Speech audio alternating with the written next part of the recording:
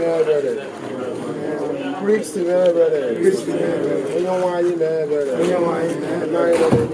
Kotobe n'aha gị, ọchịchị gị ya, eme uche gị n'ụwa, esere ya n'eluigwe, nye anyị nri tata, nri nke kwụsịrị anyị, gbaghara anyị mmehie anyị, dịka anyị si gbaghara ndị mehiere anyị, ekwela ka ikpere na nra gị, ma kpatara n'aka. Eji mmiri nsọ were na-agọzi ahụ nwanne anyị nwaodibo Chineke bụ Chief Sir Cletus Achibiri. Mmiri nsọ na-echetara anyị maka baptizim nke Pọl dị nsọ debanye ya sị anyị na-emere baptizim n'ime Jesu Kristi na baptizim wee bara n'ọnwụ ya dịka Kristi ji ike bụ nke nna wee bilie n'ọnwụ otu ahụ ka nwanne anyị ga-esikwe bilie n'ọnwụ. Ọ bụrụ na anyị na ya jikọrọ n'ọnụ n'otu oyi nke ọnwụ ya anyị na ya garakwa n'otu oyi nke ndụ ya ka anyị rịara eri. Onye nwe anyị ji umeala arịọ gị were ebere were obi ọma na mkpụrụ obi nwaodibo gị bụ Sir Chief Cletus Achibiri mekwara ya ebere. Ọ bụrụ na o mehiere na-adị ike nke mmadụ, biko gbaghara ya, tọpụ ya na-abụ nke ọnwụ, mee ka ọ gafee banye na ndụ ebighị ebi site na Kristi onye nwe anyị. Ka a na-eburu anụ ahụ ugbu a ihe fọrọ n'ahụ gị na-apụ n'ebe nchekwa nke ndị nwụrụ anwụ, ka di nwana Jesu Kristi mee ka izu ike na nnukwu ọnwa, mee ka olili gị gaa nke ọma. Nna nwa nsọ.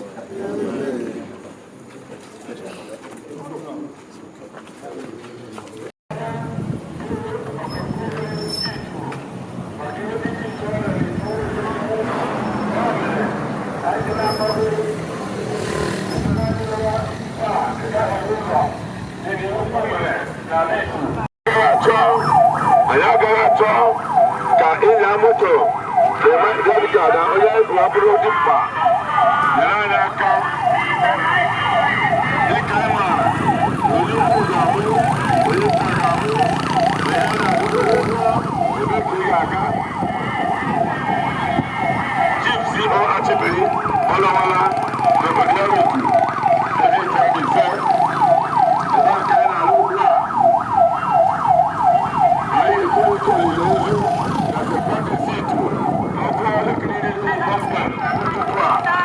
Ya mere anyị jiri akpọ gị isoro anyị gaa chọọchị bịabere ya mem n'ihi o mekwara chọọchị ụdị ihe gbasara Chukwu na Chief C.O. Achibiri ọkankozi nke mbụ nke itu ọ nwere ya na-ekwu maka ya.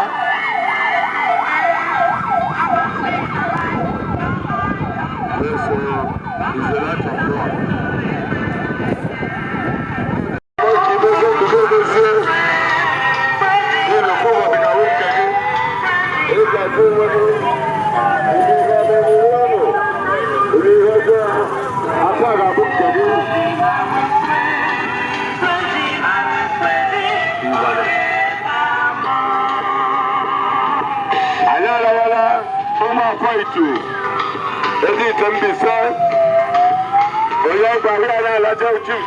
Achibiri ọkankozi nke itu onye ọrụ ugbo amaara ama na Nigeria na Eastern Nigeria,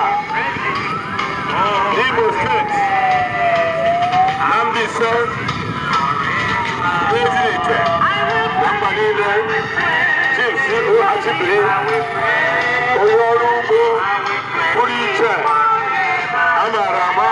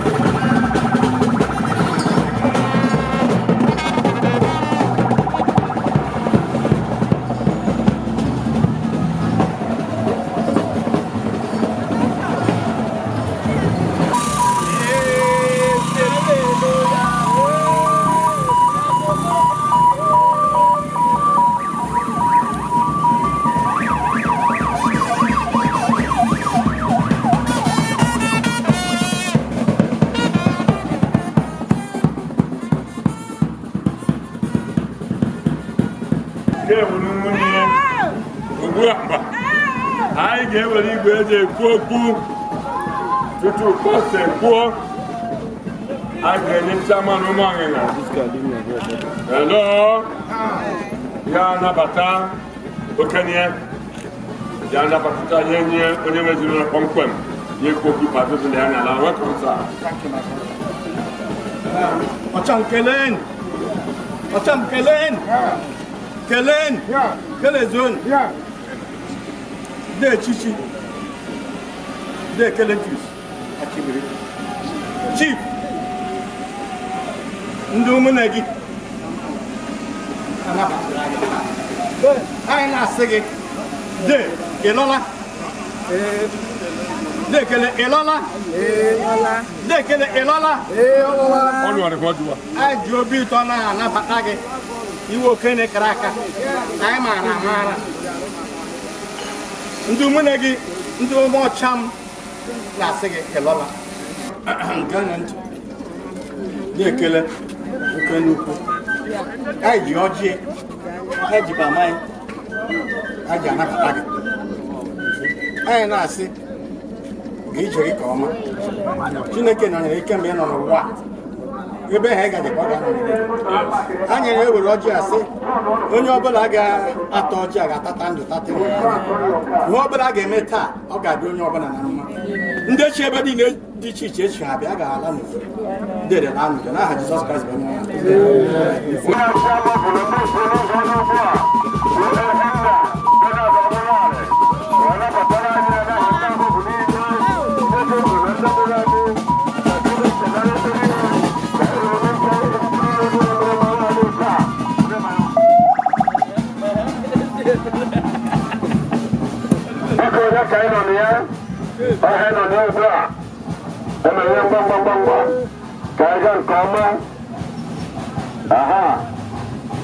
Thank you.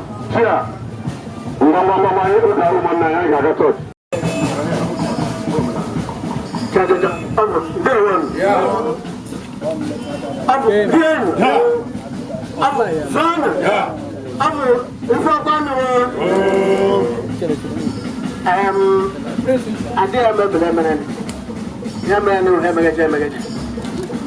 I na-ekelekwarị Chineke n'ihi na Chief Ọkangosiri one of it bring ya ka ọma taa ọlawala anyị na-asị ala anụrụ ọrụ ọma niile ọrụ n'unik itu amarala ndị ọrụ na St. Patrick's itu ebe ahụ ka o mere Chineke ya ọrụ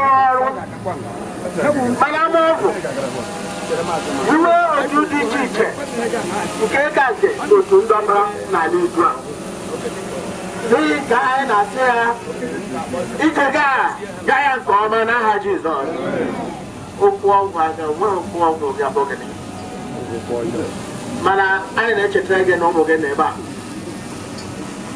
a sị ndị nwụrụ anwa na-ahụ ụzọ ọwachi ahụ ahụa nọnyere ha angels ji arụtara ndị ya rịdọ n'ihi nke ahụ anyị na-arịọ gị anwụchikwala anya n'aha Jizọs mana anyị na-arịọ Chineke ka ọ bịa nabata gị n'aha Jizọs Kraịst bụ onye nwe anyị.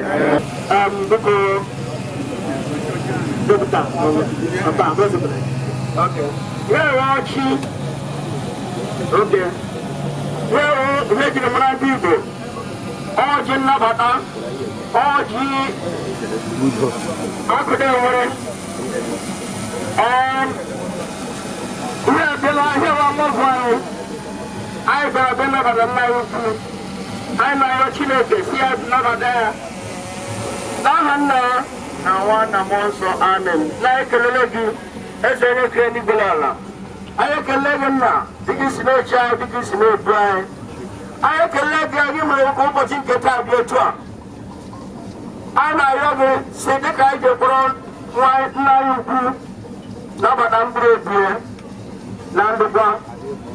The client did whatever. Now you'll be sheep. I get you a no paper. Book biko bịa gosiere onye ọjị a ka anyị taa atata ndụ na ahụike na ọganihu ka egosipụta ka ọ na-abara si na Kraịst onye nwe anyị n'aha Nna biko onye ahụ ndị tụrụ ebe a ndị mmadụ nwere ọjị chịpụta nwere ọjị eche ọka ozi nke mbụ nke itu nwoke jiri ọrụ ugbo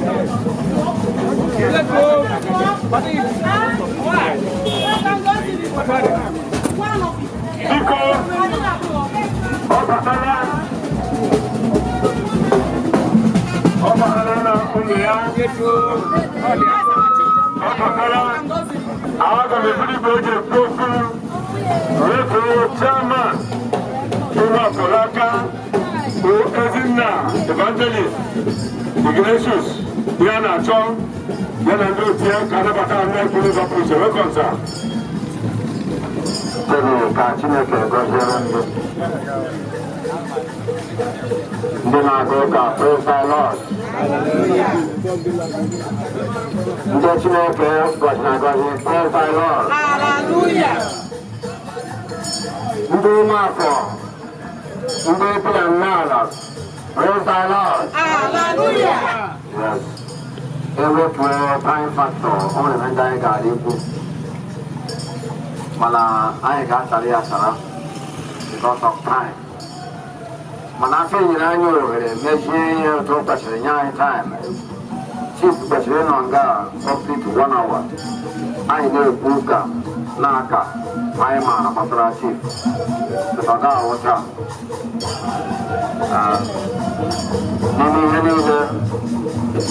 Onyewuchi Franny Cletus Wakangozine Kembondito Chief Amamo Taishi Aba Amade I'm too small Ebe Aba Amade Yendi me Mawendili me Mawono Daim Moge Luma Paboni to Molomo Mano Prodi I ain't got Sara Definitely, and then the channel here. Achieve for Soroki, within your friend, Balachisi, Yoma, Makahono. Chief organization is a way to take very more for Saturday level. You will buy all Royal. That's support from you when I was a neighbor, meet Hopo. My job is to Abraham, the one who goes to death. This is our plan. The Emperor and the King of the West and Nakasingava. Then the China guys in there, I like the President Chief. They will fall and go now. I don't know if you are the wood and call everyone. I don't know if you're Would you would on you on the Passion? Lamende, I know, Igamana, not you, Malasate. I got to Chinago Town. Chinagiman, the city fund. Chinagiman, the city Achibiri. Chinagiman, we went there because on the Amma, on the Petrol and St. John. Now we will see you again on here. I'll give you to Saka and Germany. Oh, you're a man in Muka before. Marco and German and did in the Sarah to come out. I want a glass from our lap. As far as you come out of the Mokalaka, who is forgetting the room. Amen. Because you make a book. After that, I thought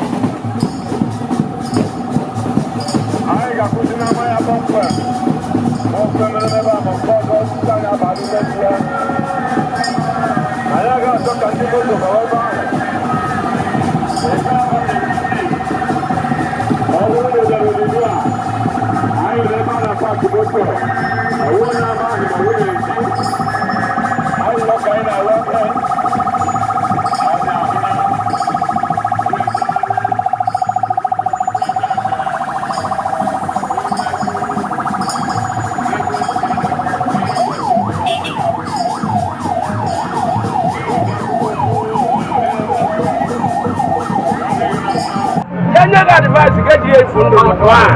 Don't talk about it. Already came in, already quarter me. Yeah, but I mean, this is real on it. I make a lady, Laboka. Let the lady take a piece. Don't you know Jesus? Anyone Chileke and a boggin. Don't you show you a full of woe? Anyway.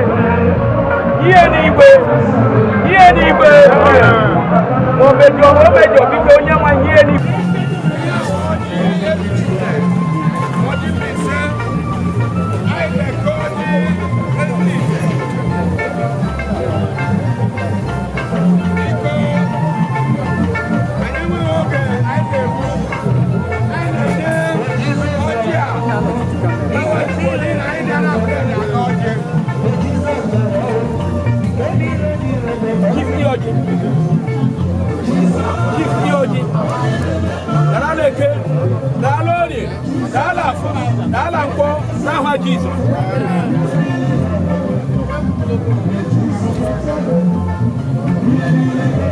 Yeah.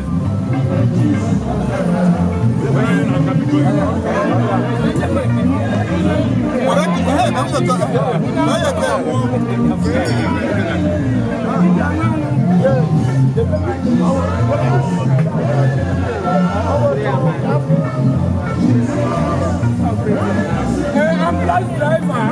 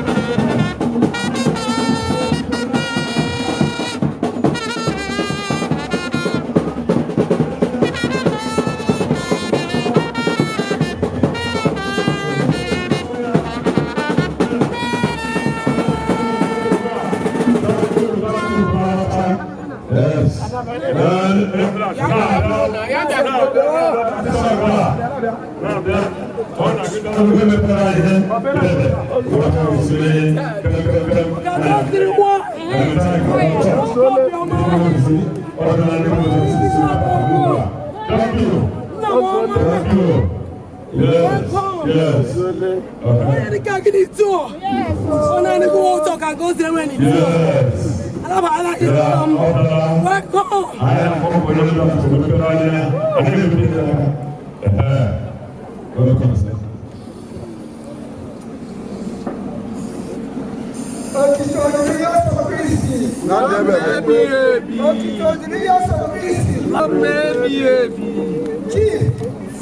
Cletus, Onyewuchi, Achibiri, Onyewuchi, one of it. Simonde, Ejiro, Australia, Ilara, Ganjem, Farmer, Onyewuchi, Sinaba, upload to the okay.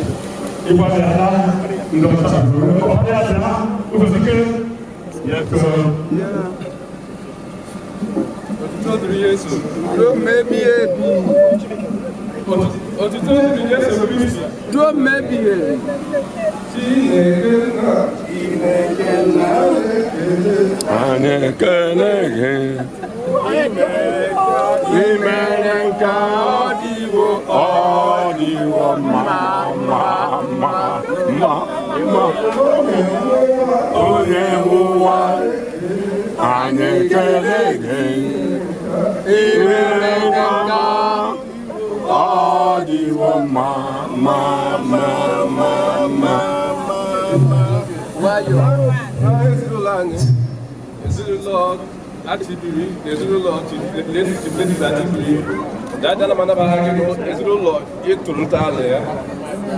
Woku, Basiki, Woku Garo, Woku Agri, Ne Woku, where's one?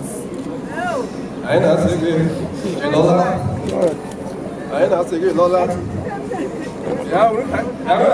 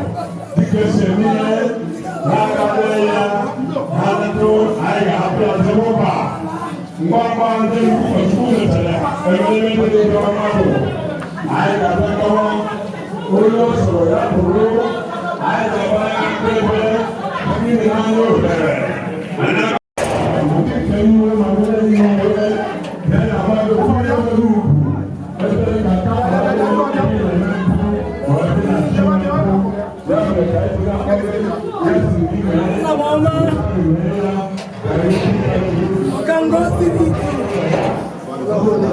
nwoke na abụọ ịlọla ọbaghị nwanyị chichi asị gị lọla Chineke nụkwara gị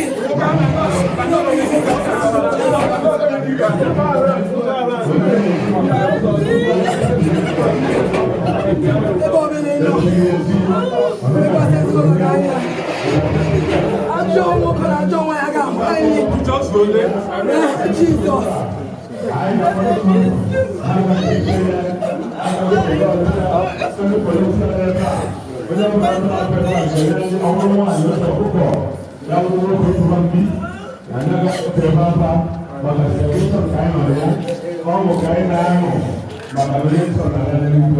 Thank you.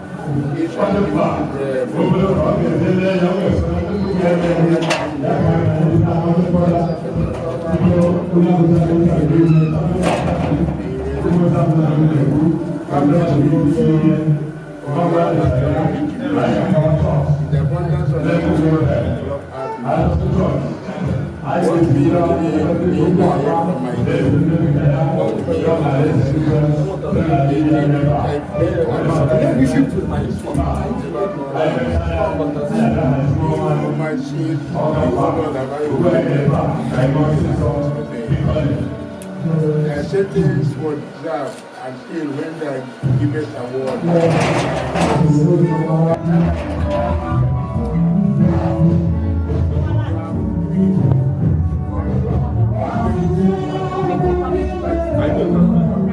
I know.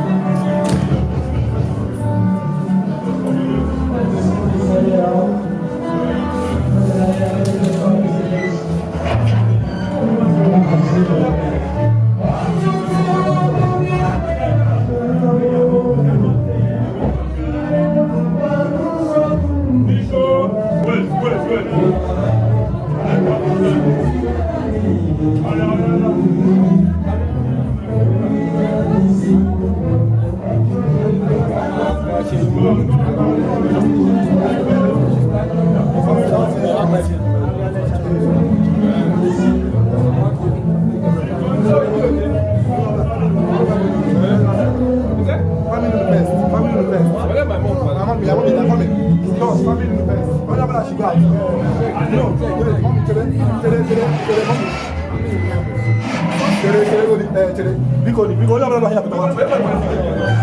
Moye video. Peta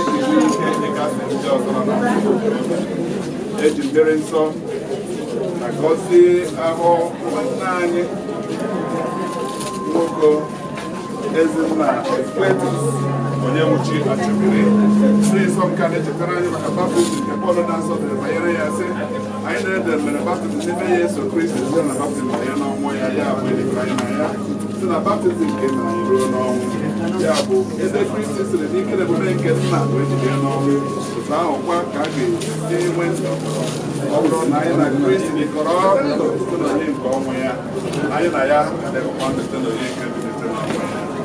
Onye nwaanyị nọnyere ụlọ ka anyị rịọrịọ onye nwaanyị anyị obi ukwu nwelara ebere gị were obiọma gị na mkpụrụ obi nwe odibo gị bụ Chief Cletus Onyewuchi Achibiri ekpere ya ekpere ọ bụrụ na o mere na adịghị ike nke ọ na-arụ tọpụ ya na abụrụ nne nke ọnwụ ọ gafee wee banye na ndụ ebighị ebi ahụ site na Kristi onye nwaanyị.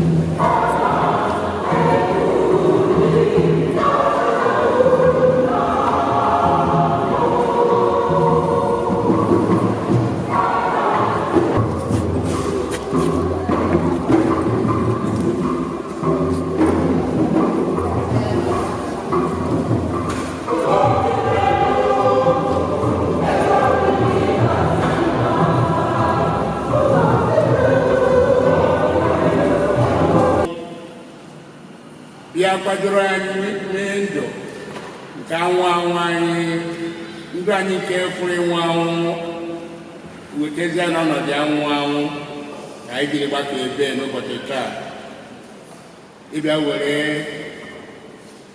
were aja misa isi papa anyị nwanne anyị dede anyị ọgọ anyị na onye otu anyị si ala nke ọma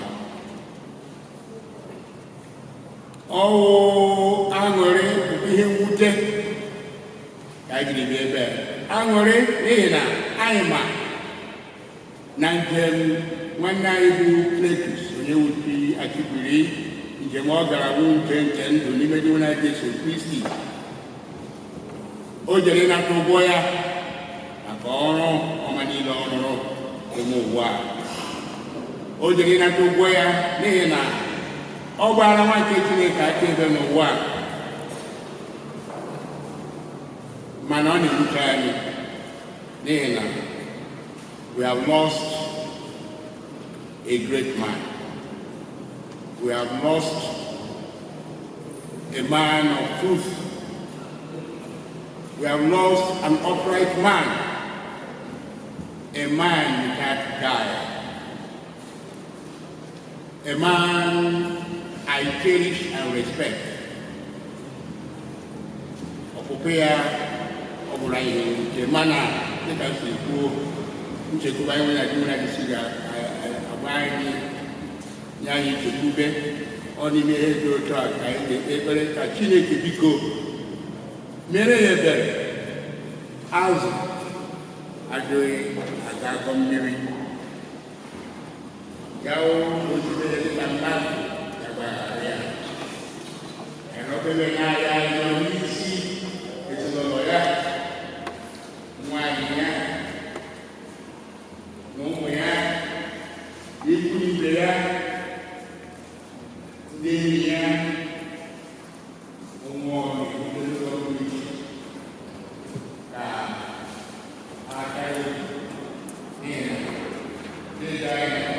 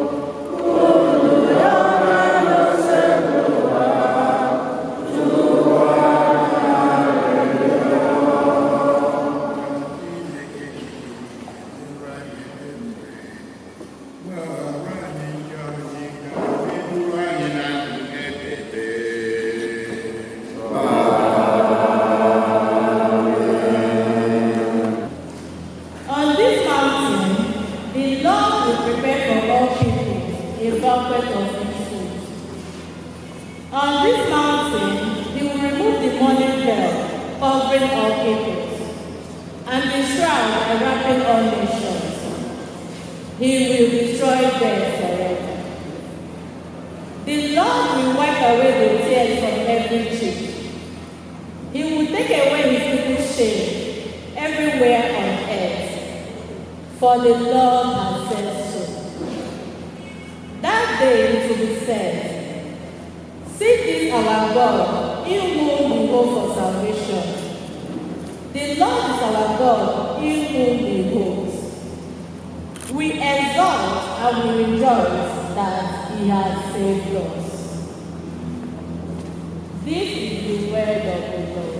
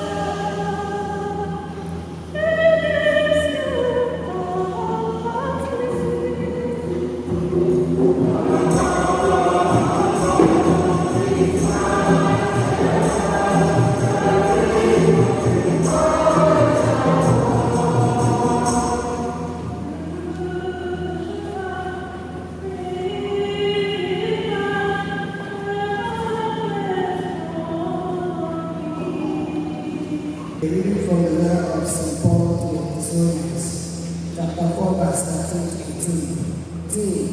We shall stay with the Lord forever. We want you to be quite certain, brothers and those who have fallen asleep, to make sure that you do not grieve for them, as others who do not have hope. We believe that Jesus died and rose again, and that it will be the same with those who have died in Jesus. God will bring you with him.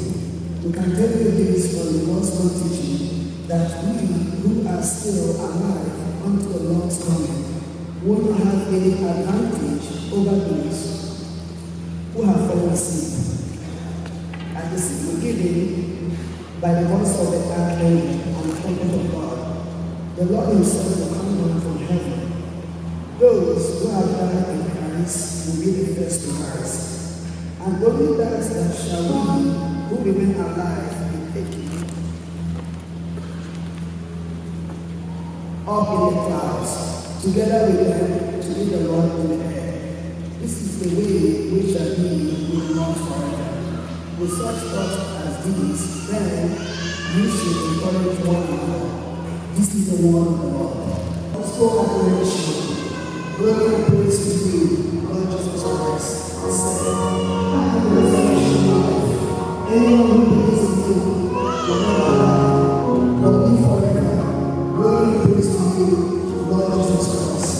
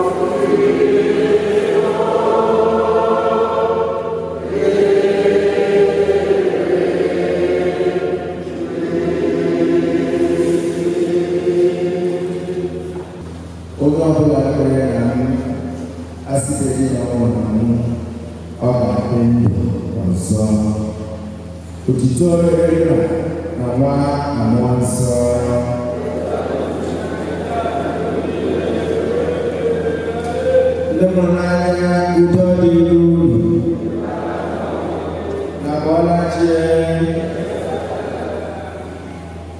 to walk here. They are all elected. What to what to play in area. For that, I want to stay at your America. Everybody, you go Abi wọn sàyẹ kó yẹ ká bọ kó yẹ ká lọ abi wọn sàyẹ ní ya atọ ọba wa gàtsa owó lọ àyè pàmò gbogbo ẹni mo lọ abi abẹ náà ẹgbẹ tuntun lẹnu ẹgbẹ ọmọ yẹ lọ ẹni máa ń bí ẹwà ìwé lọ ẹjọ yẹ kẹgbọ jọ yẹ kẹgbọ.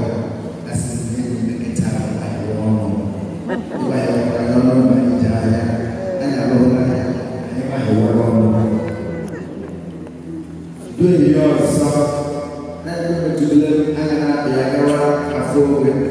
We are not moving dead to a body that torn. That way, it's a guy. Lord, that guy had this source on child. Young boy, a bit alone. That's the Lord. A person who doesn't have that torn. That's the rose. So that's like mutual the going that on.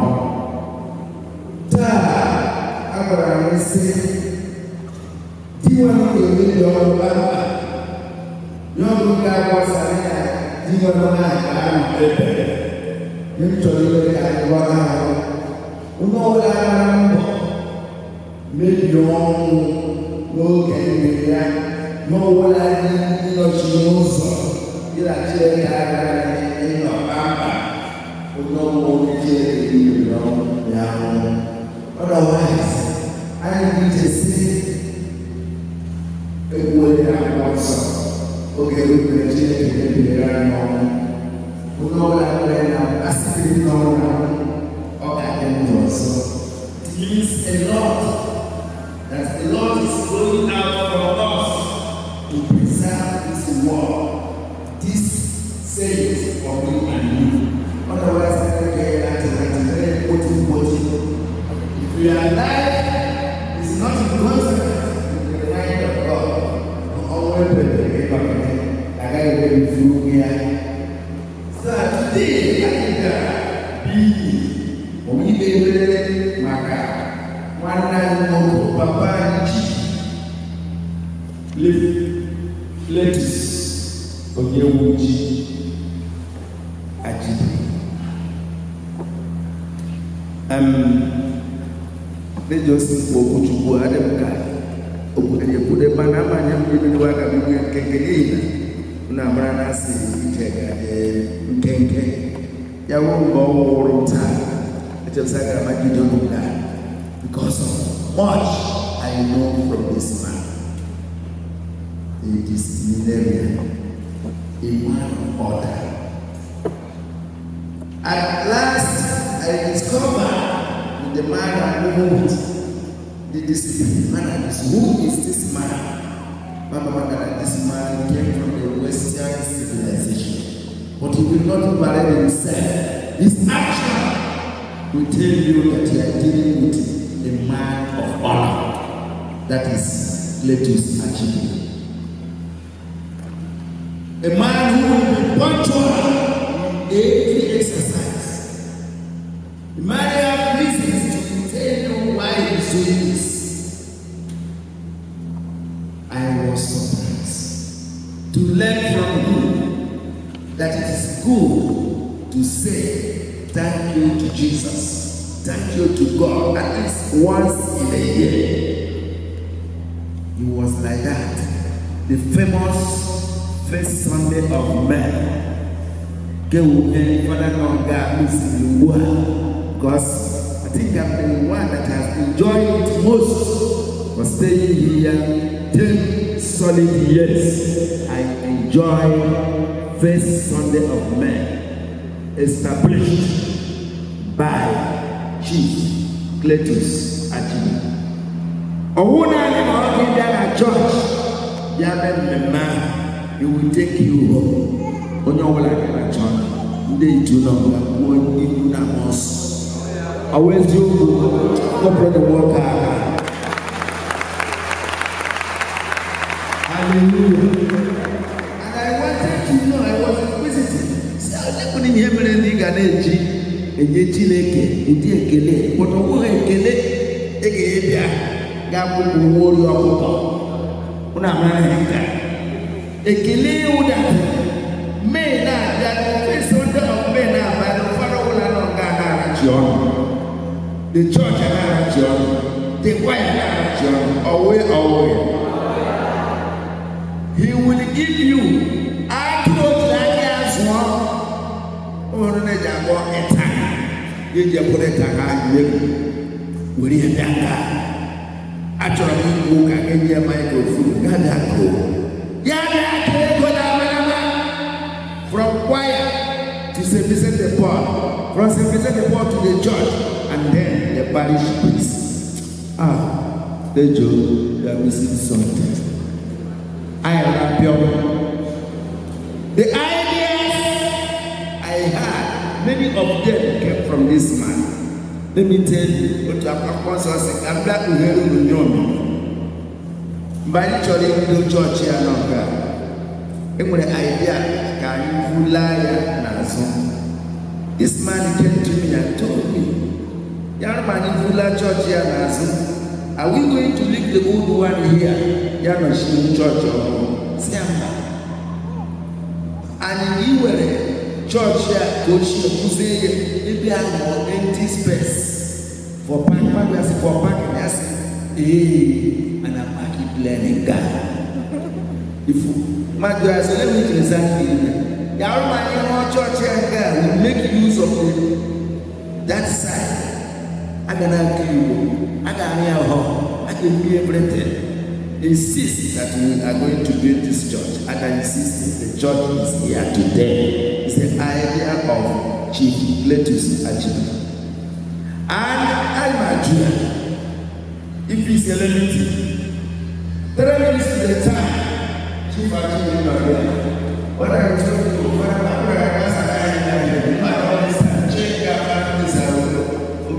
this man because he doesn't talk too much. But one single item because all that is your. So look at how that can be shared.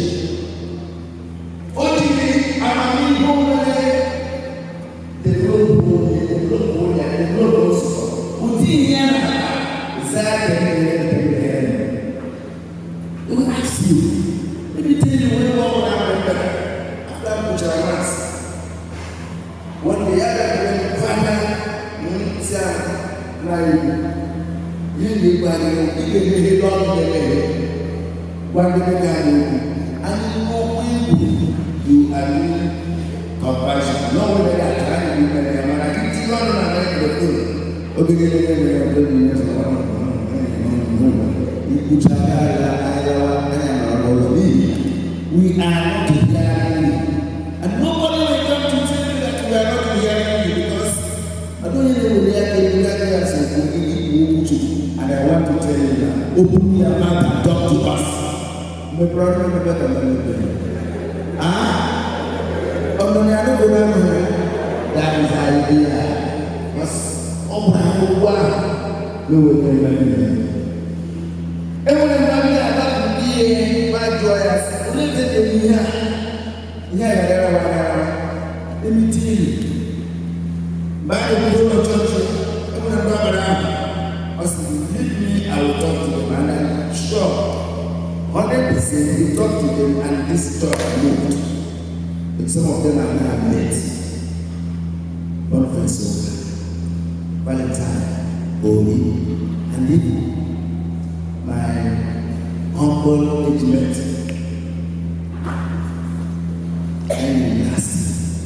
Many other people. He went to America and told me, I have an idea. I have a church here. I have talked to the young men there. And a little time, never did go. Need to wear away. So, what I'm telling you, oh, get there, sauce. He wants the progress of these people, and he was with the progress of these people attacked. With his goodness, what they are doing at fault.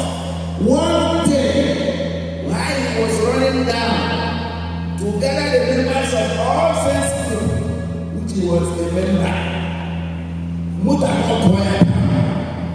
because all sense would have been following me away from me. According to the world, the Aussies are not one of them. Everybody from the African city, the owner of the that's the best thing you can do for them. If we don't do that, we can. So his idea of life, his way of life, taught others. So of course, was maybe more.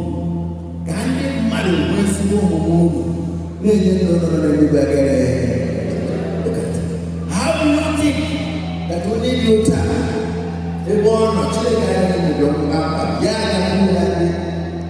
Our professor, Chancellor, said that I am shocked that I have gone to God. He will call you, Father, where are you now?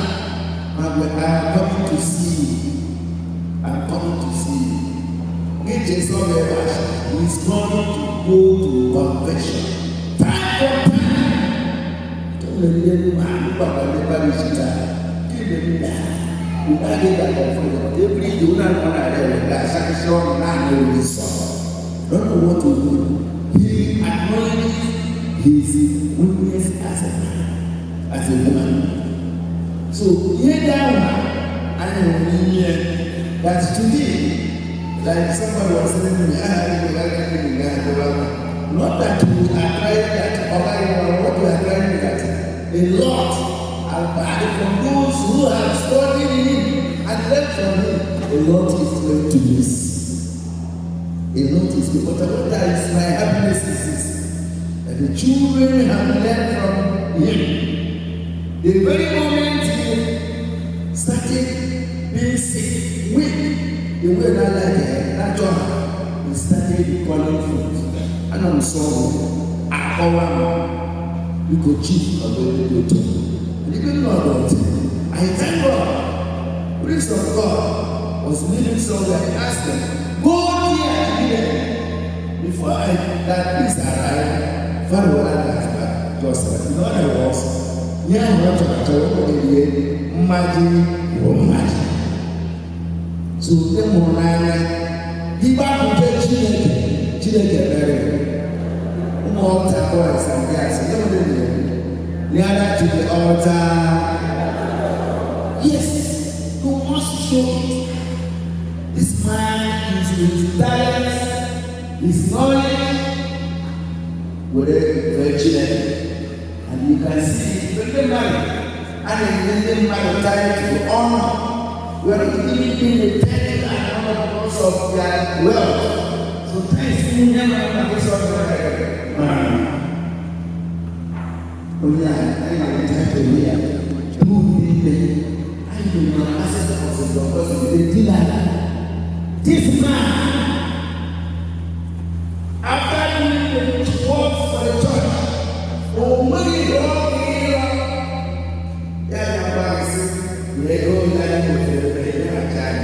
selfless job.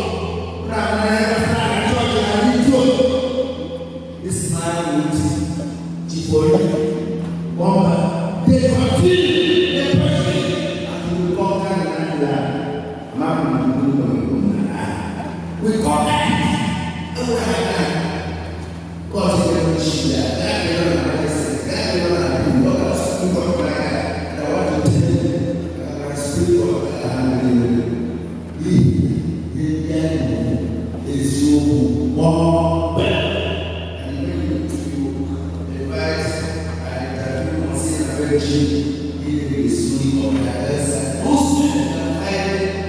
Just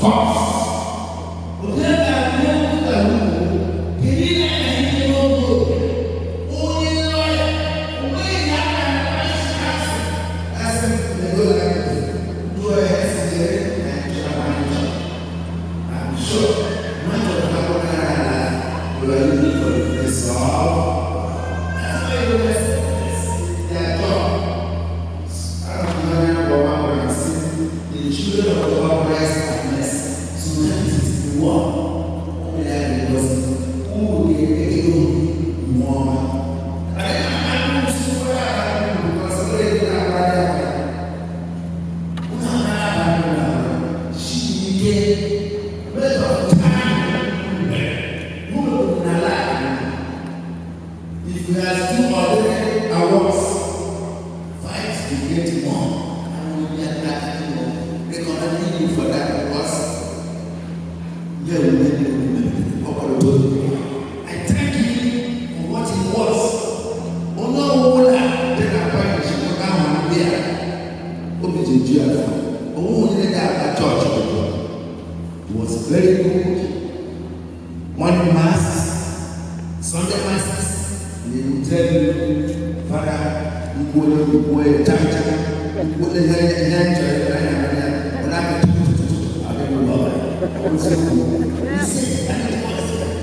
I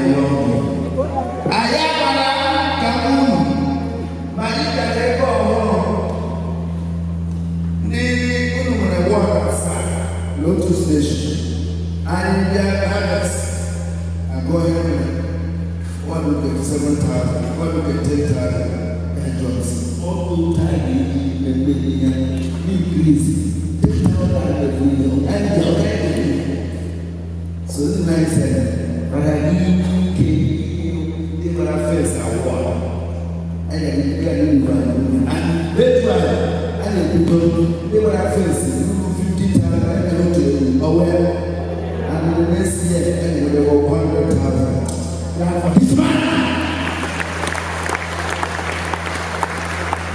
and that idea of trying to have I know since that time, the John said, "Well, I could go to the first and deal with them."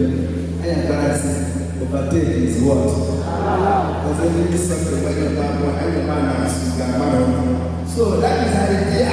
Opposite in the same work and I need to. One guy, one. You go out and you say, well, only let's 4 years or 3 years. Come back Africa. Yeah, someone happens. Or we are going. Actually, I tell you, she is no woman. Everybody will be able to do it. You will not I don't know what again you expect.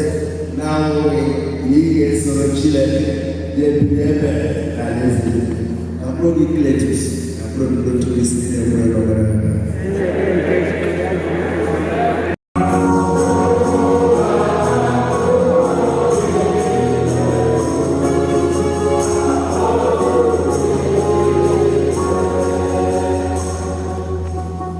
maka ndị nchekwube ha niile kwụsịrị n'ụwa nke a ka ha bịa bụrụ elu ozi ọma nke nzọpụta ebe gbanwee ndụ ha bịa nwee okwukwe na Kristi onye bụ ụzọ eziokwu na ndụ. Anyị arịọ gị Onyenwe anyị.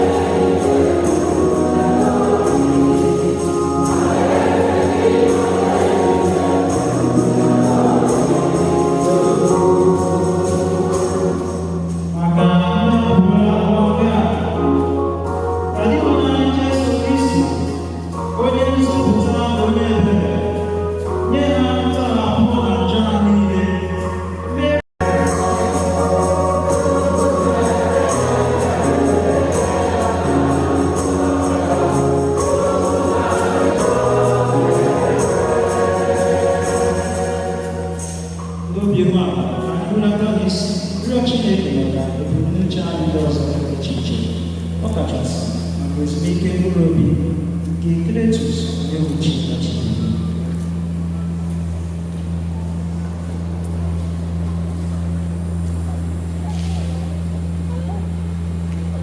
Anyị chịkọtara anyị n'ọnụ, anyị ahụhụ Maria na-ete Chukwu, onye bụ onye ntasu obi ndị mmadụ site n'ikpe ekele Maria.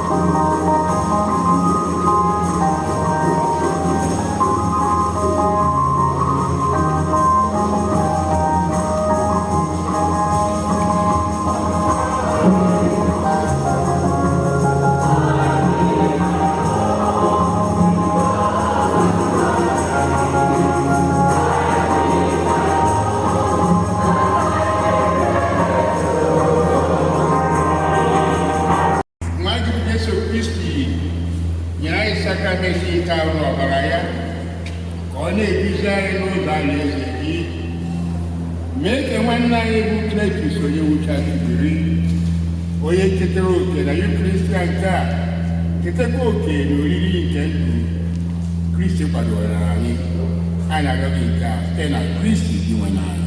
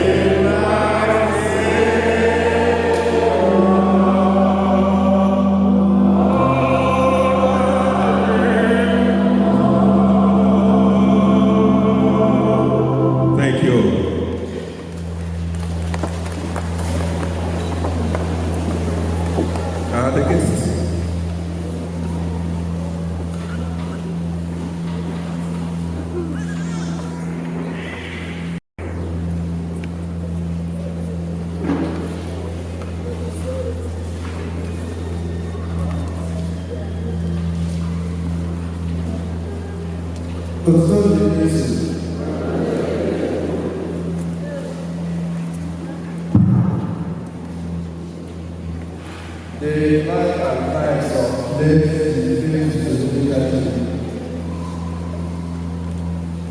why does God allow certain things to happen at a certain time?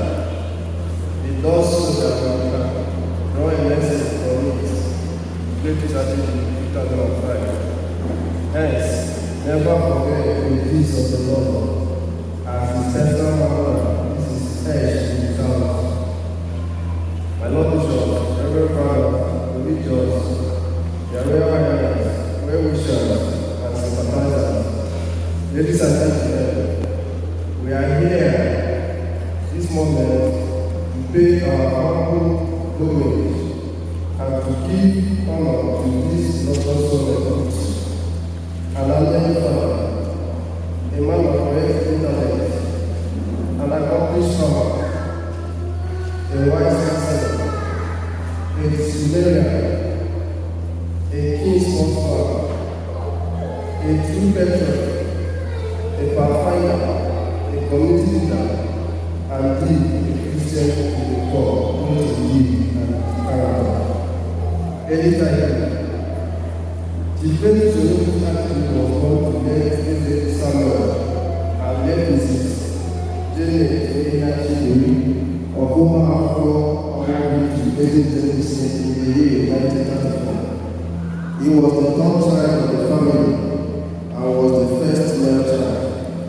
That elicited the happiness of the parents, even in the name of Onyewuchi today, because his father then was the only child of the family, usually fed as own.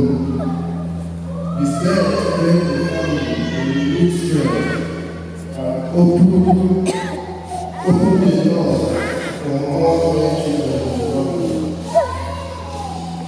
Education. Our grandparents did not have the opportunity of having formal education, But in their wisdom, they sent their son Cletus Achibiri to school, combining how poor and weak. Then going to school was based on affordability, not how old you were. Chief Cletus actually began his primary school at CDC in 1946. In 1948, he left and went to be with his elder sister and husband, late Mr. and Mrs. Stephen Owalaka, at Uwini in Amambisne, where he did his standard 1 and 2 at St. Joseph Primary School in Kebu, and returned to CK Sokoto to complete his primary education, where he finished in 1953.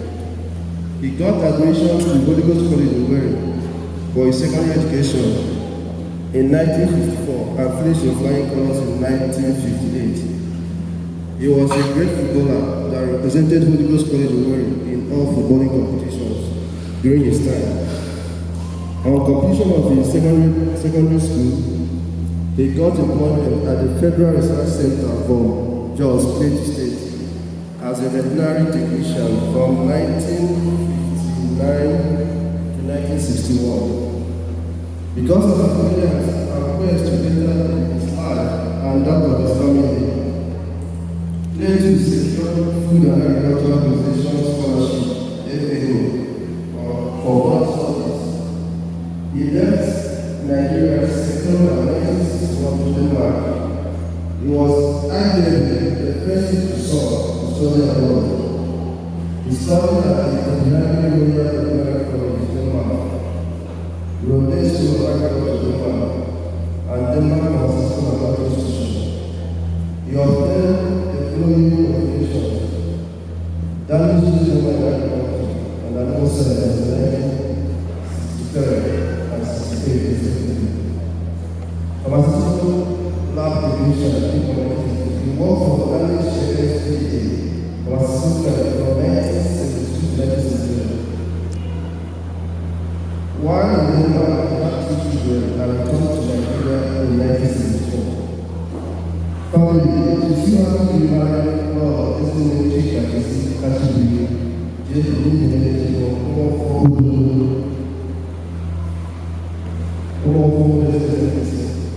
they married with his children, 4 men and 2 women. As a family man, my dad was a family father with his wife. They were able to train their children both to character and learning. With his ceremony today, and many of you here that are close to the family will testify to the utmost care he received from his wife and children. Also, God has supported the family, especially closer children of his, Chief Onyewuchi and Mrs. Victor, who stood in the gap to ensure that our Father got the best of care. It is a pity, the sickness of 5 years work of mere immobility didn't allow my father to enjoy his old age in fullness. One thing he kept telling me on his sick bed was he has found enough from his sickness and hoped to be as he is again. He had a strong spirit and believed on God's saving power, not on mere inspiration to him. He kept on advising, counseling and helping the needy, as well as supporting church projects while he was sick, especially his word of power, the radio on the Bible.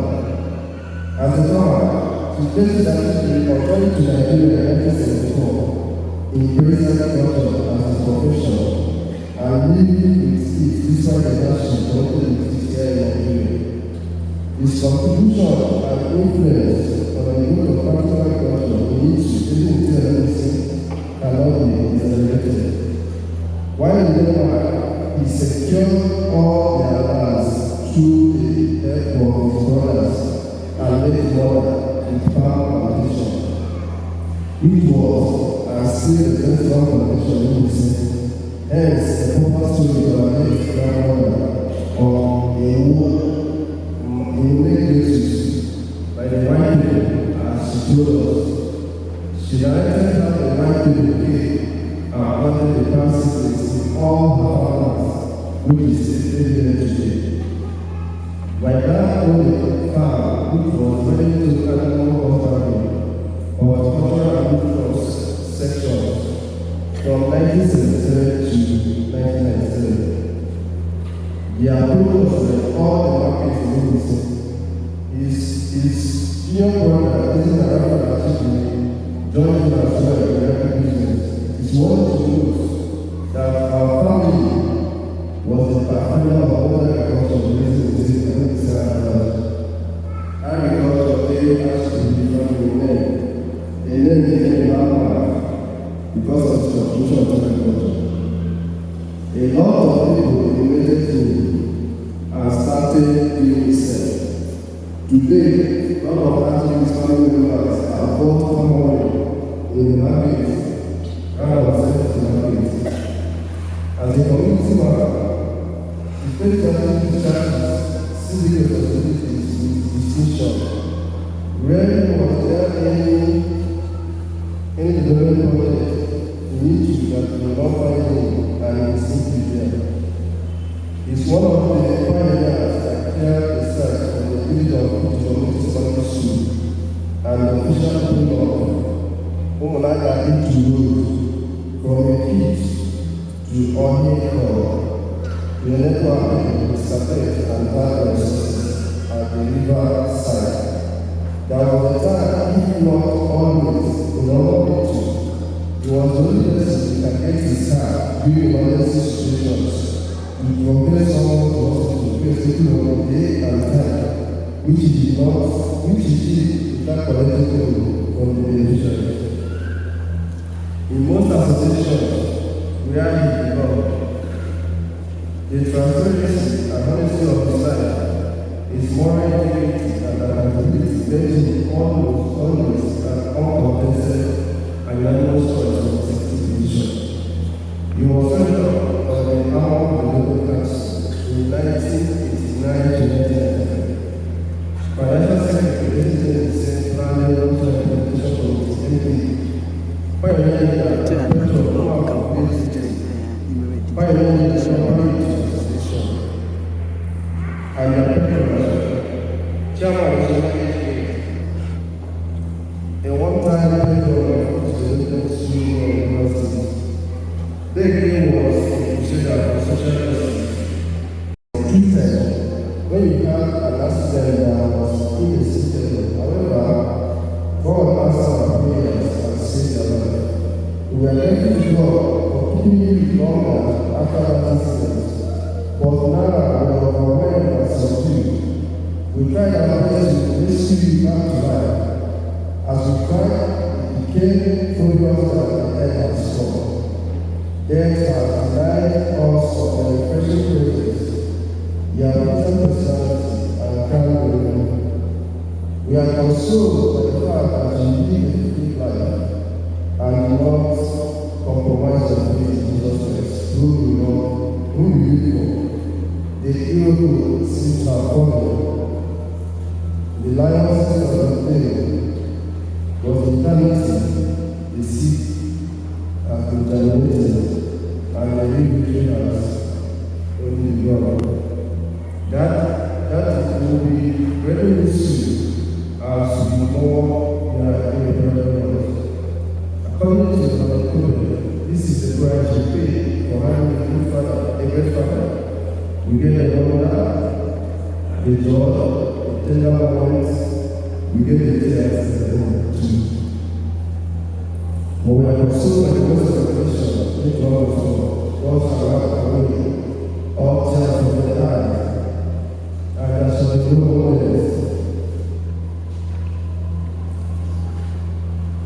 And so, that is the authority of our careers as people. Making power, love, you will be super, first of all, you will be the son, see the Lord to God. Thank you. Left tomorrow.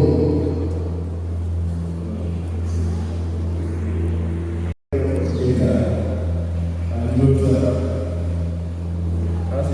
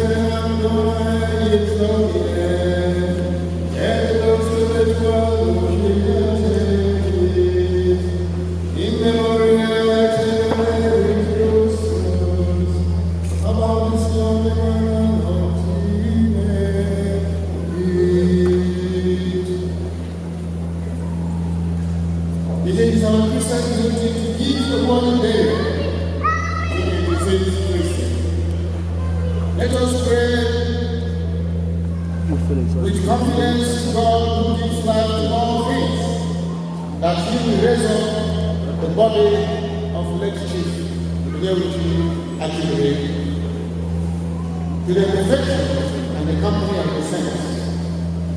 May God give him the merciful judgment and forgive him his sins.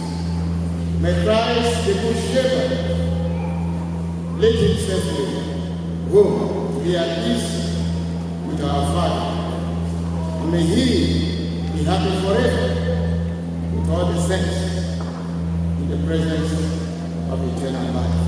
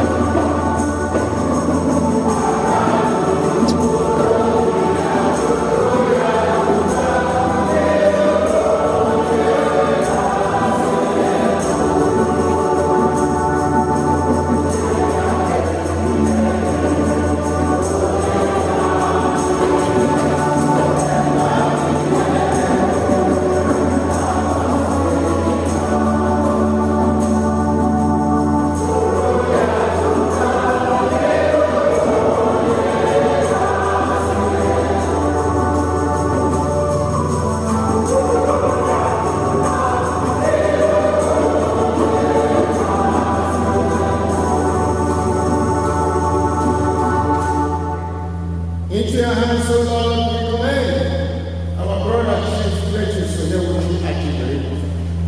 We are confident that with all who have died in Christ will be raised to life on the last day and live forever with Christ. We thank you for the many blessings you gave him in this life to show your fatherly care with the saints in Jesus Christ. Lord, hear our prayers.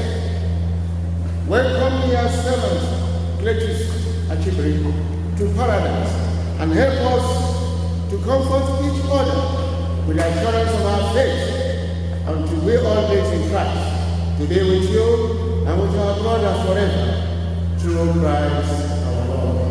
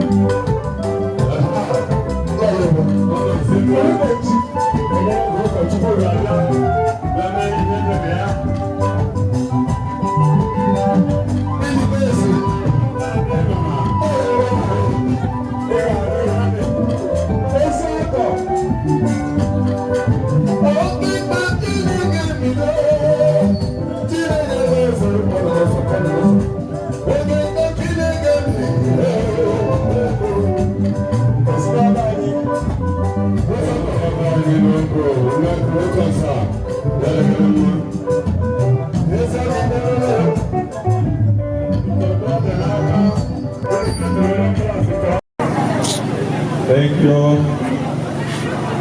Buko pero wegugu. Aime pido ya ikireba.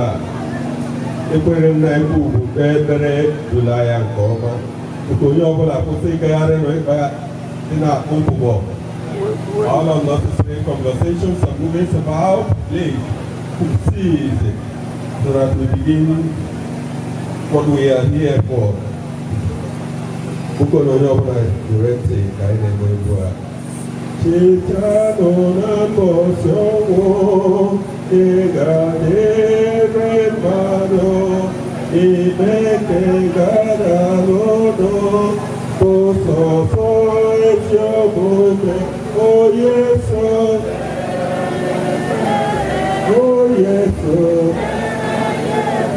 Nico yes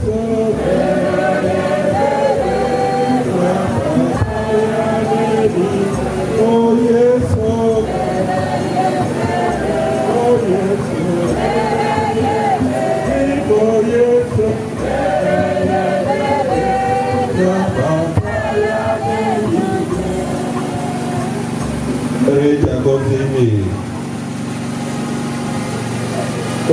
Yesu Kristi.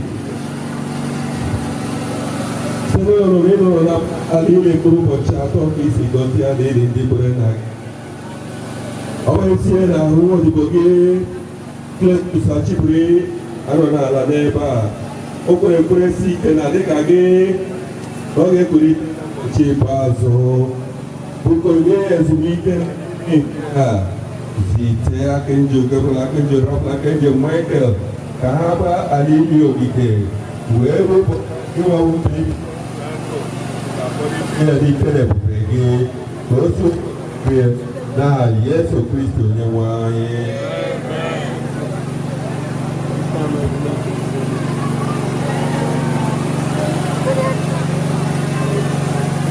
Ede no toto ora wona nyase ikani ani moya madoje mamata oh yes, oh yes, oh yes,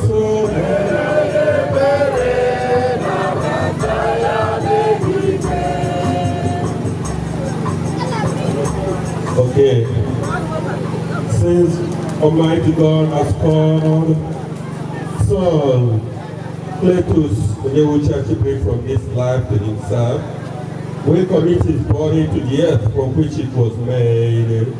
Christ was the first to rise from the dead, and we know that he will raise our mortal bodies to be like his in glory.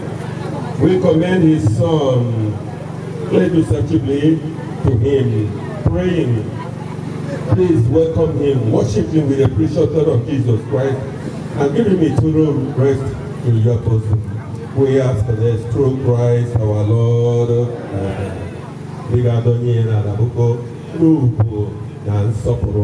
Right now, why the choir sing song?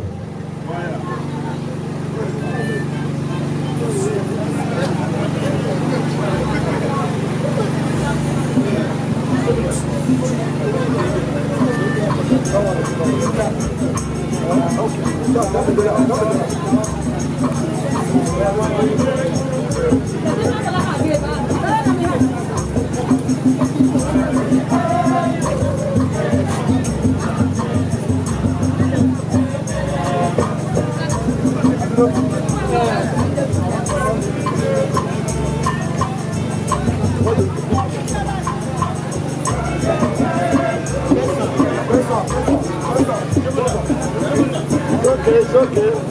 Não para aí. Boa dia.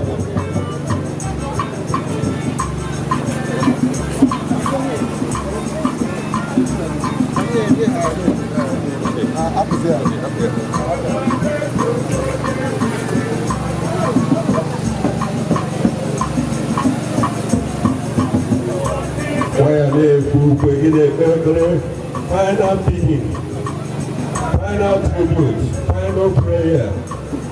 God has been lowered right down the earth.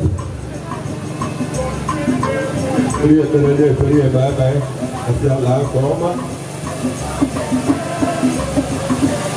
will be a spectacular thing to behold. It's got a spectacle. Come on, we have a very cheap Naga, you know what you put it so deep. You could hear about the Manoa, but then Bayara, but then Sacha, but then Nabata, Naga, no, Nabata, Chile, Kregi, Baro, Chile, Nabata, and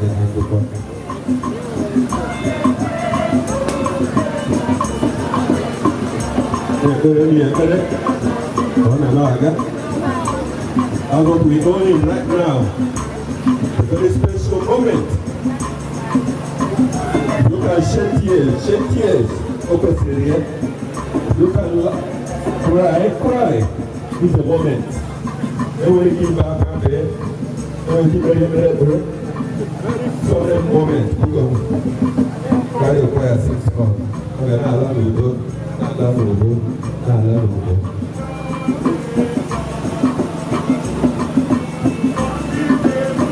Oh, yeah,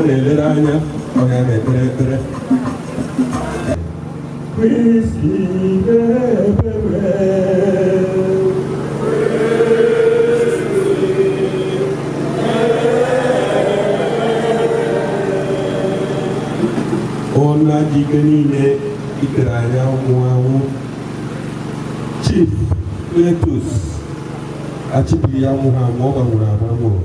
all our people let you know Maria, people have no Maria, all our Nabata, and Wucha, Edachi, the both of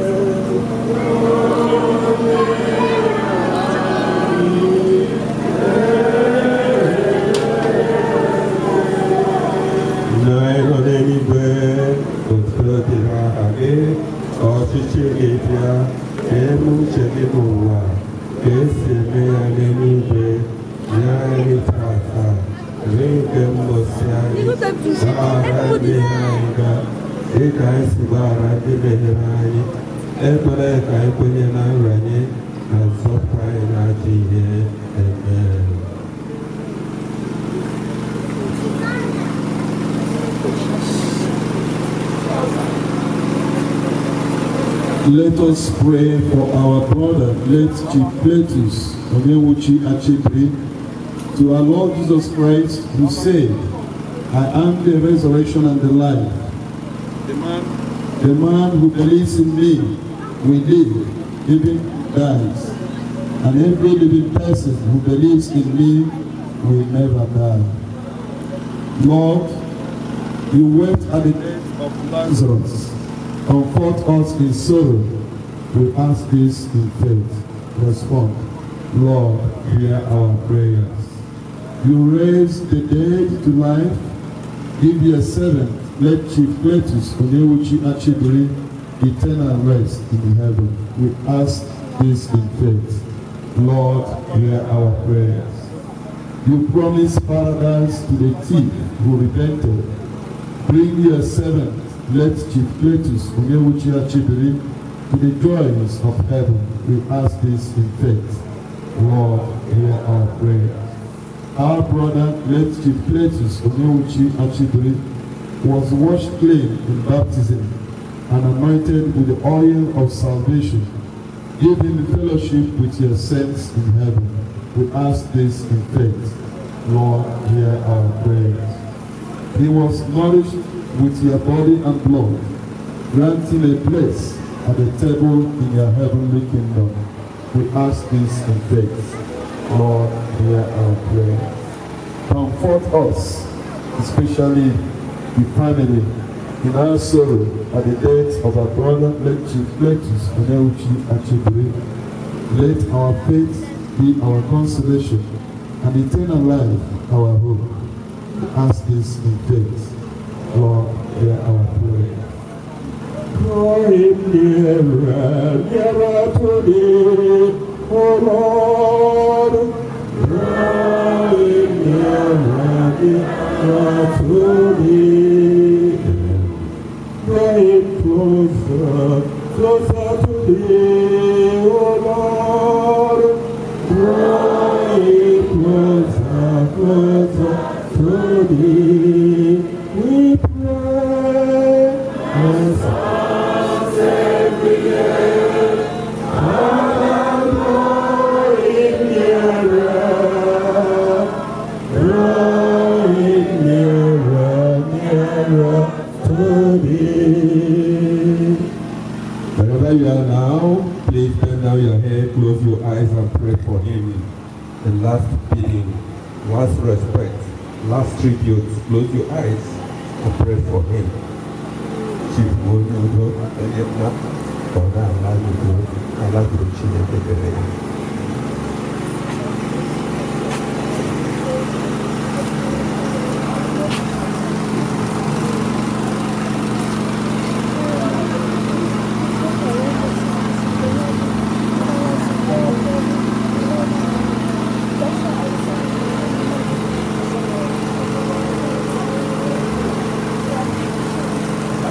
prayers, we make these supplications to God in the name of Jesus Christ our Lord. Let us pray. Lord, listen to our prayers for your son, Cletus Onyewuchi Achibiri, as he always desires to do your will. So in your mercy, forgive whatever wrong he might have done. By his Christian faith, he was united with their believing people. Now in love and mercy, give him a place with the angels and saints in heaven. This we ask through Christ our Lord. All gathered here, let us pray for ourselves gathered here. Grant, O Lord, and we will amend the departure of your servants. Cletus Onyewuchi Achibiri. Always remember that we can most certainly to follow him. Give us grace to prepare for that last hour by a good life, and we may not be surprised by his sudden and unprovided death, but be ever watching that when you come, we will enter into glory with you. We ask for this through Christ our Lord. Amen. Mary, the most virgin Mother of God, kindest factor of those who know, forget to have son, the son of Cletus Onyewuchi Achibiri, who has departed his life, and through her maternal intercession, we may quickly reach his love for hope in the heavenly places, where Jesus is Lord, forever and ever. You and I, yes, we will be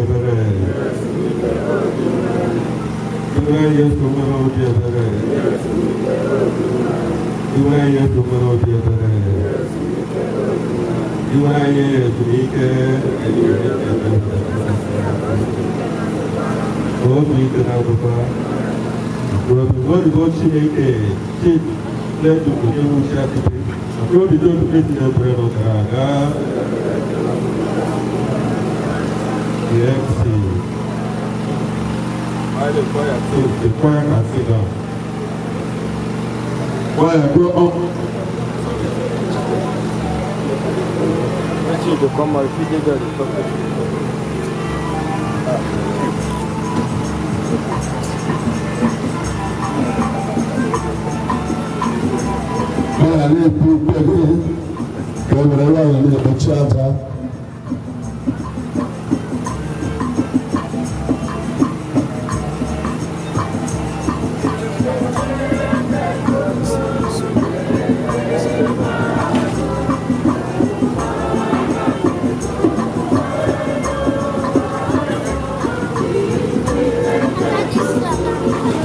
So, una carnifa da sinemi sa utaka ega to kama dilile ke ya modi la ka ngongwa ndi fa na bisa za kati sa ngona na ya mwani ya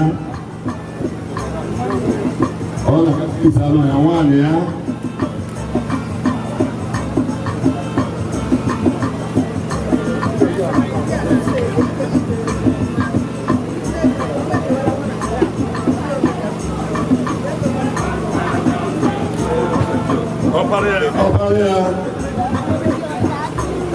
We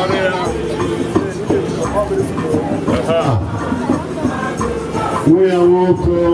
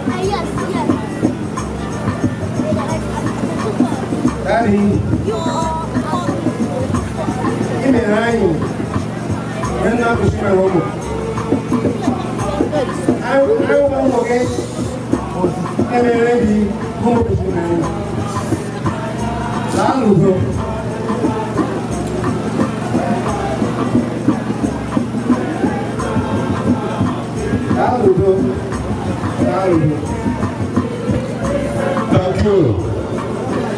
Thank you.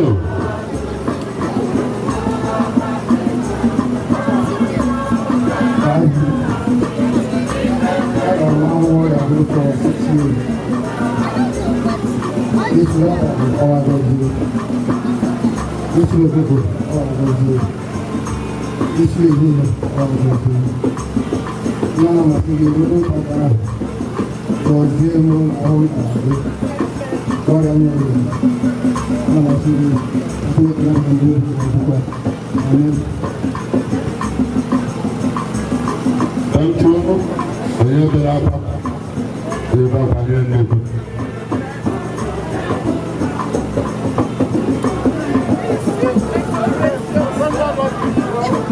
One year ago, I've been Metala. 1 year man. Over 1 year man. Nigeria, Padrone. On our dresses of women. Are you sitting there on a bar? Only in the one. Only in the one.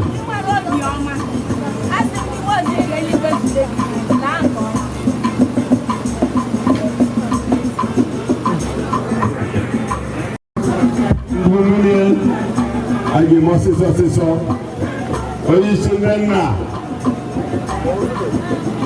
I don't think you can.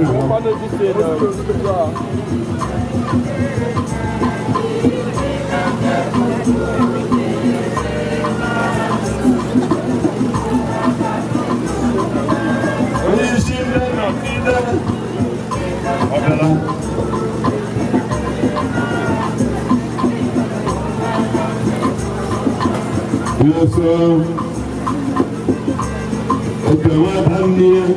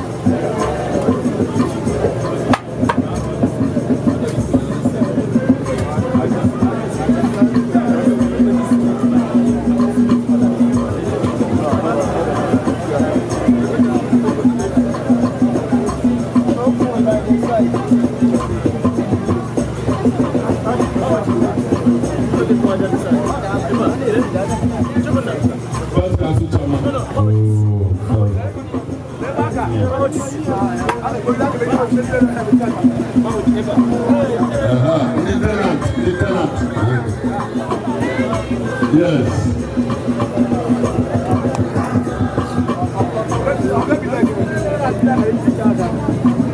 I didn't go get out.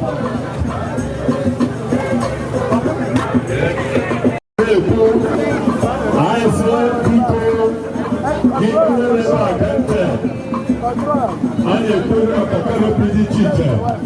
Anyị na-eme mkpere ikpeazụ n'akụkụ ili.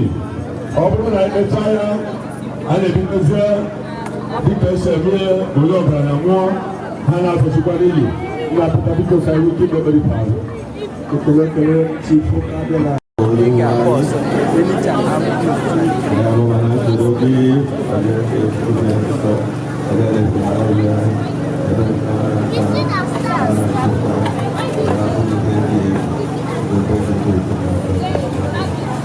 Ochi na-apụ ihe niile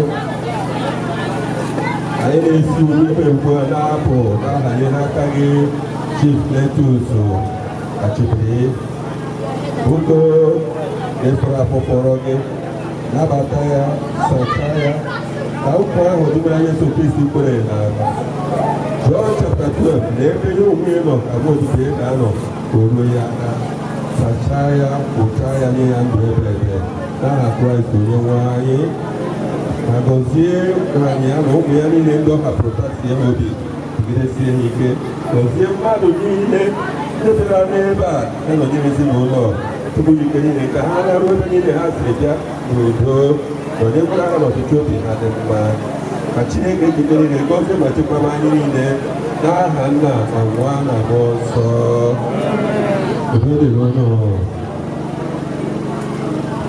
Tanto kwaya na-agakwa Kalau kita lepas adalah kaitan dengan model ini. Akan kena working with my efforts team naga. Ada mobil terbantu ibu-ibu, jadi orang kembang, expensive body, ada rumah yang ada sekolah mereka kembang. Ada mana in-laws from Agrubi. Ada mana from Agrubi, in-laws from Agrubi. Welcome you all. Our in-laws member.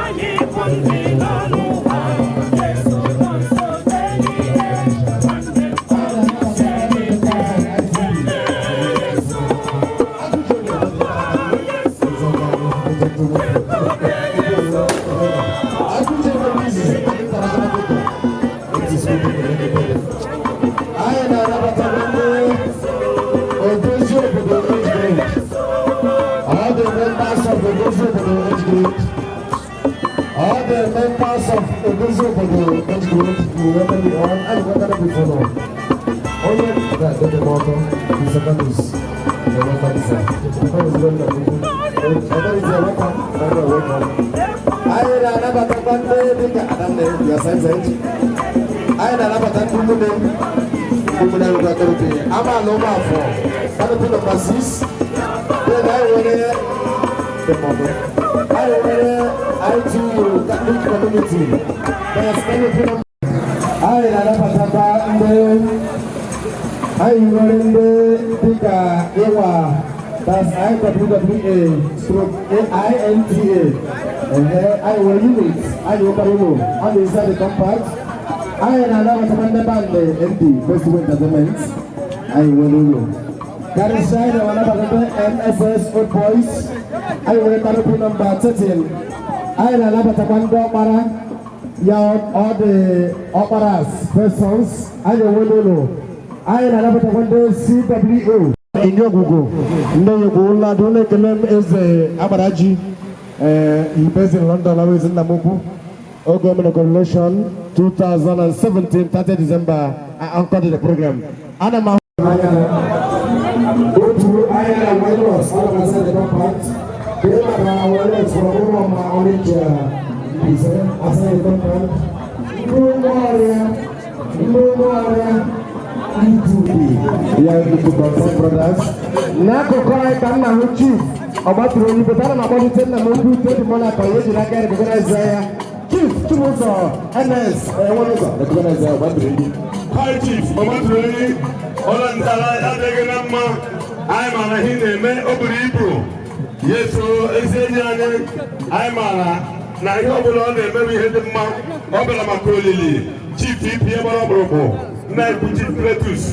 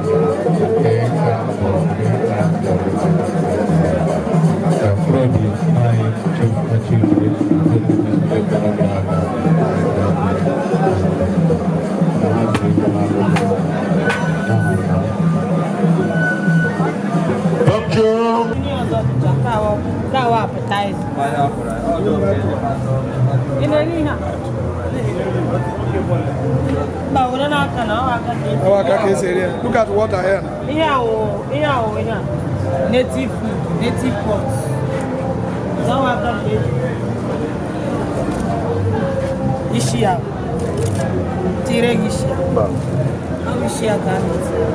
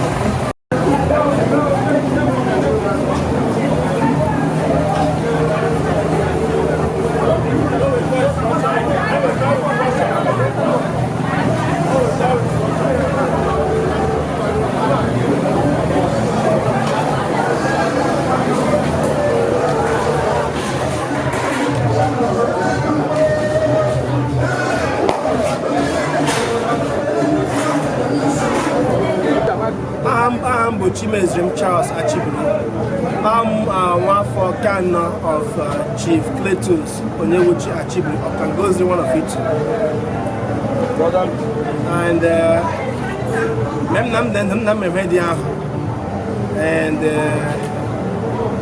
I was say you make the determine. I give by the Jichu why your door. I might even I do because I can't see it. You want to measure go, I can say, Hallelujah, Manangana. So, Carbonature, Iggy, away from our family here. When I saw yesterday, I got one more Konebe, Ogahaji, near culture. We told the reggae.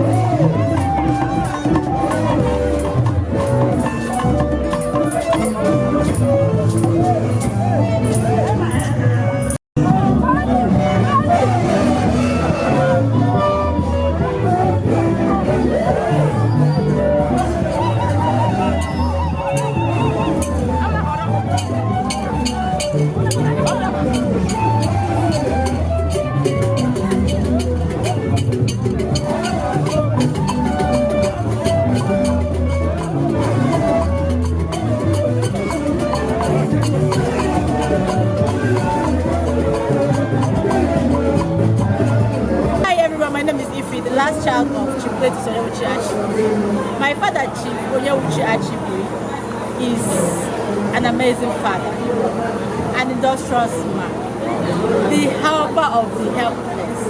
That you cannot find that man anywhere around the world.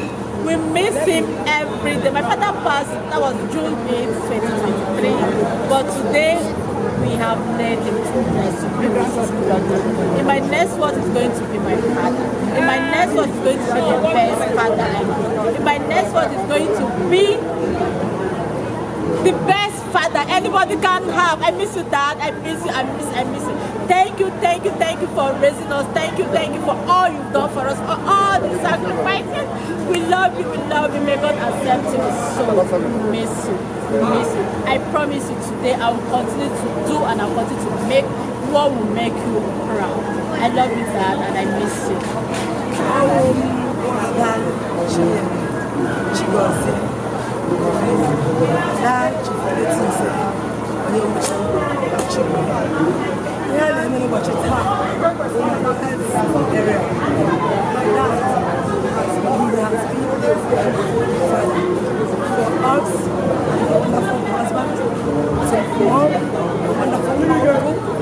In fact, he affected a lot of lives. Anybody that comes across that man must be impacted, except there's something wrong with you. In fact, he needs Rachel. An hero comes parted from this family. My dad is my hero. He's my teacher. He's our family backbone. In fact, the backbone that is chocolate is only God Almighty that can feel it. Because he's one in the middle. He is not two in this community. That's why they gave him this title. I can go see one. They have never seen anyone who can stand like my dad to address people. To another he is a fearless man. I miss him. I will miss him. I thank God that all the arrangements, everything concerning his burial went successful. Even though it's painful, because I miss a father. But I thank God Almighty we can't restore him. Because it's a God give it and God take it. Because we can't say everything we give thanks to God. I thank God for successful burial ceremony. I thank God all that came from far and near, people that came from outside the country, they arrived safely. And my prayer that as they're all living, God Almighty show them journey mercies. There shall be no evil report in the mighty name of Jesus Christ. Daddy, my prayer for you is for you, for God to grant you peace in his bosom, for you to rest in peace, to be meet to depart no more. I miss you, Dad. There are two things people will use and remember you for the trouble you caused. Then, due to you a man of integrity and the problems you solve for them. That is the only two words I know that will remember you forever. But all I know is that all the legacy you created, in fact, all of them, you will bring them in all the children. In fact, I will never disappoint you. Your legacy will continue in the mighty name of Jesus. Thank you. My name is Teresa. People used to call me Teresa.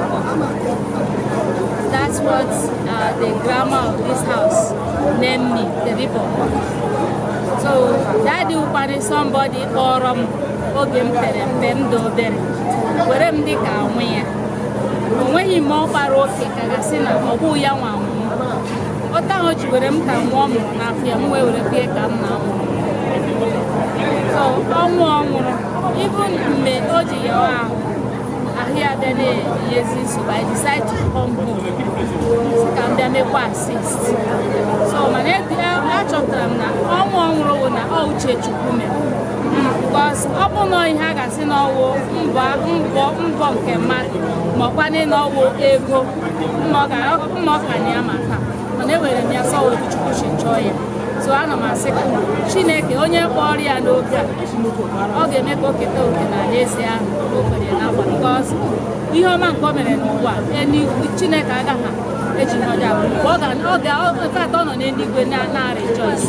Chinek Agaha, when what happened one is I am going to get a lady and a less because over they look oh, okay, if me and one cage jump.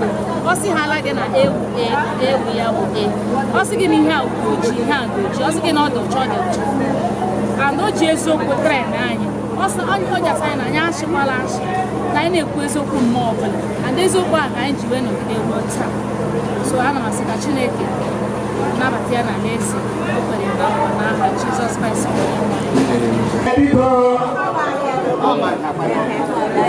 Umeja ananga.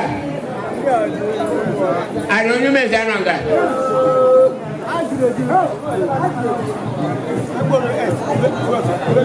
Mamano. Okay, ndawo. Wow. Ndalo.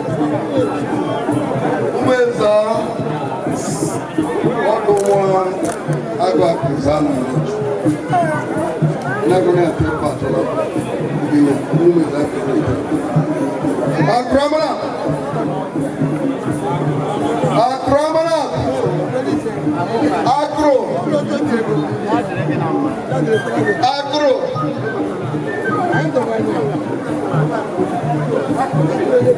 Akro. Amanab of the world. Akramanab. Oh, Akro. Akro. Well, nobody to Umago. Umago.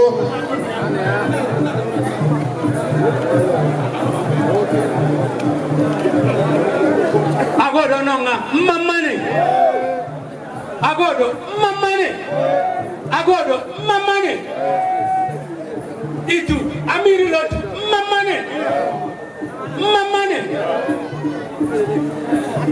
Ago ana oji. Odo panamanya se. Okutubri ada lolula. La lead. Oga fuja fuje.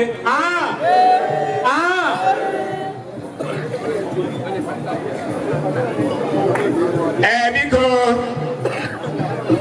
I don't know about Fenonga. About Fen.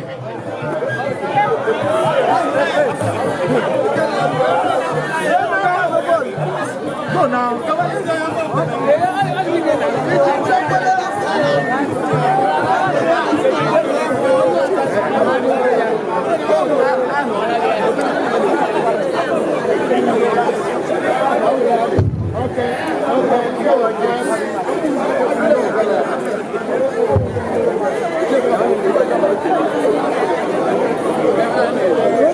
Cha. Itu. Apa terkelenu? Nda wana. Ana mbe. Jangan lupa ada negara tidak mana mekon. Udah dengan. Uno ka para apa mak kunci. Oke. Itu orang. Orang siapa guna? Ezebo. Naba anno jumbo. Naba ania ufa ga chawezebo. Membra gese itu torai. Omen napa. Dia jua palulu si ezebo. Ana para mojul. Membra semua torai. Chief. Oh, you are to major ezebo. Onabe.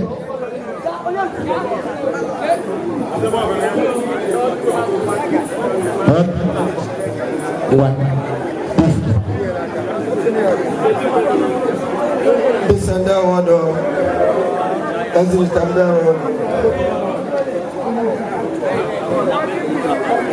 Osila itula itawa, amo mana, obof. Na ye wataraji, famenza wa. Omre amo mana, udo neba.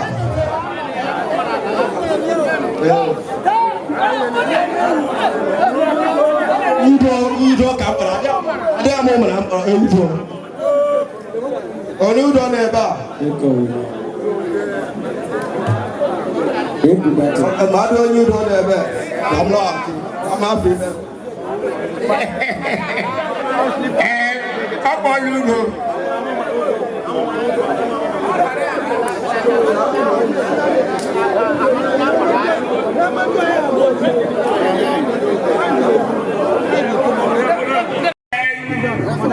Ada tu suruh berapa?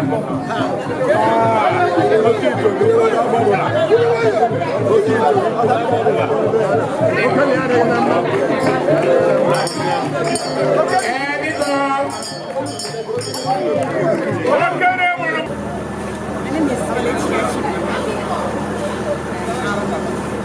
So the bottom of his wife.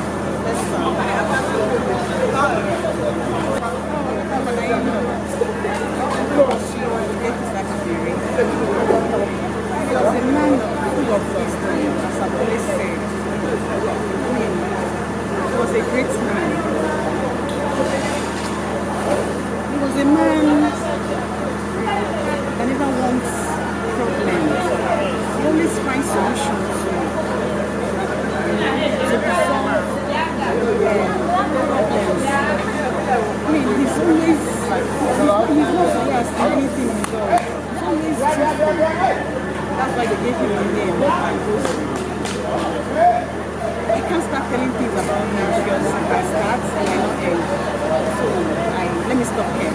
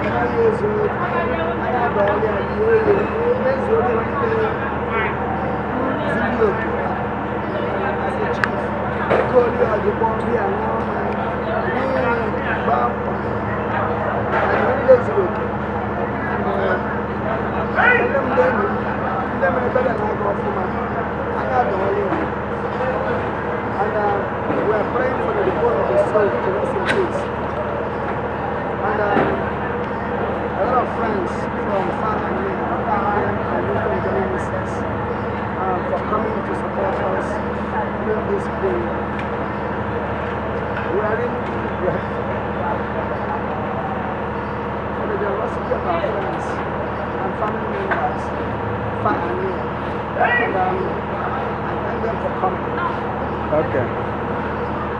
Let's go. My name is General Achibiri, and today we are burying my father-in-law, Chief Cletus Onyewuchi Achibiri.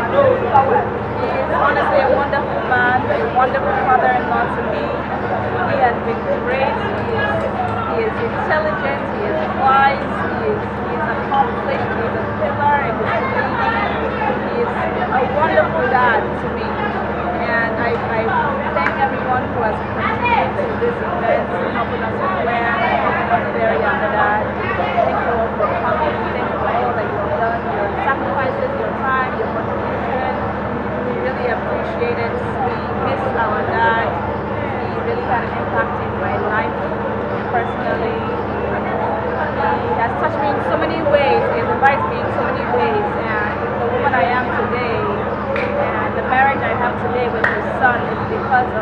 the wisdom he transferred to me. So I'm really happy to have met him and known him for so many years. It's sad to see him go, but he's in a better place now, and until we see him again, we'll rest in peace. Thank you all again for coming. Action.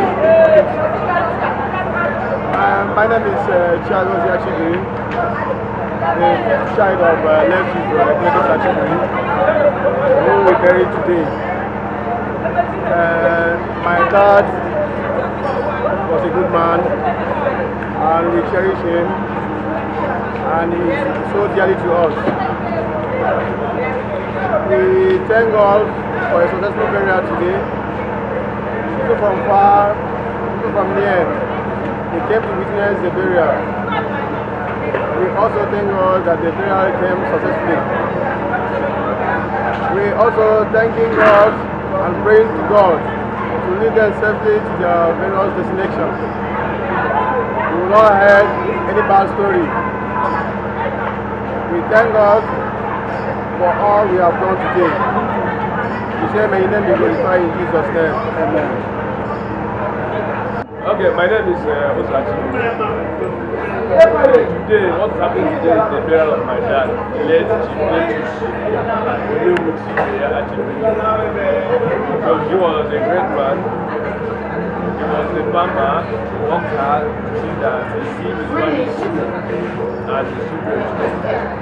So today we pray that the good Lord will grant him eternal rest, because he lived a good life and he impacted on people, both in the community and at large.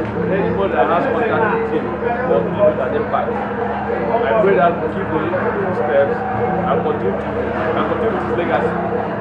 We appreciate their kind gesture for coming on time and also trying to do the job. We pray that everything comes as a result. Thank you and God bless.